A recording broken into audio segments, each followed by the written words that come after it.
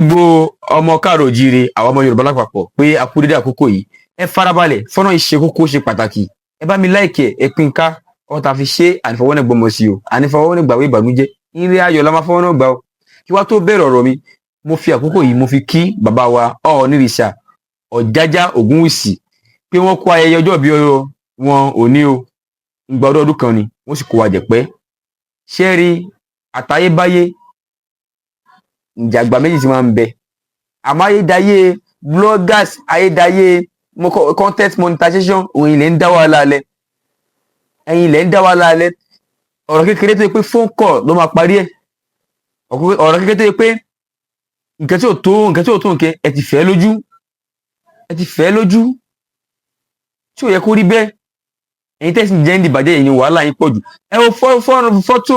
bàbá wa Ọọ̀nìrìṣà àti bàbá wa Aláàfin Ọ̀yọ́ ní Èkó mi occasion tó ń lọ yẹn ẹ jẹ́ pé àwọn kan wọ́n tún dá wàhálà lábẹ́ comment section mo post ẹ̀ mo ṣe fídíò kan pa ẹ̀ bàbá kan tún comment pé igi mọ́ jìnà sí igi báwo ló jìnà sórí gbọ́ la mọ̀ pé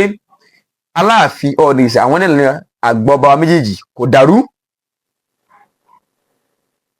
tàbá wo pé nbọ inú kálukú ti wá wá bí a ti fi kẹ́ni Ilé Ifẹ̀ ni ó lè mọ jẹ́ Ilé Ifẹ̀ àkọ́kọ́ yìí kò dẹ̀ sọ́lá tó lọ gbére tẹ́yìn kẹ́ bá jáde tẹ́ bá ní ìfihàn Ọ̀yọ́ ti tú rí Ifẹ̀ ti tú rí kò sọ́lá kẹ́ tó lọ gbére ẹ lọ wò olú tó jẹ́ ìlú alágbára ṣókí lọ bẹ̀ẹ́ gé yóò dùn kò kí dùn kó pẹ́ bẹ́ẹ̀ ni ẹ lọ wò Ifẹ̀ ti lágbára rí gbọ́ Ifẹ̀ lẹ́ẹ̀kẹta ní ẹbẹ̀ lẹ́ẹ̀kẹrin Ọ̀yọ́ lẹ́ẹ̀keje ní Ìbàdàn ti tú rí Ìbàdàn ti jílẹ̀ jọjọ tó bá ní ìgbàgbọ́ kó bàdàn yín rọ́ ni Ìbàdàn ti tú rí Ìbàdàn lẹ́ẹ̀kẹta abẹ́ lẹ́ẹ̀kẹrin ní so ẹ má fi ọ̀rọ̀ kí ni ẹ má fi dá wàhálà lẹ̀ ẹ má fi dá wàhálà lẹ̀ ìrìn méjì ni Yorùbá mọ̀ dára yín láàmú tó bá tẹmọ́fẹ́ ọ̀tẹmọ́yọ̀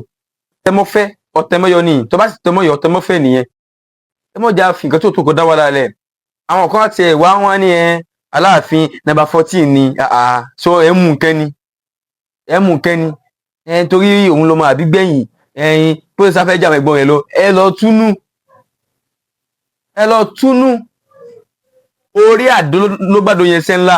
akèrègbè bàbá rẹ̀ omi wọ́n fi ń pọ̀n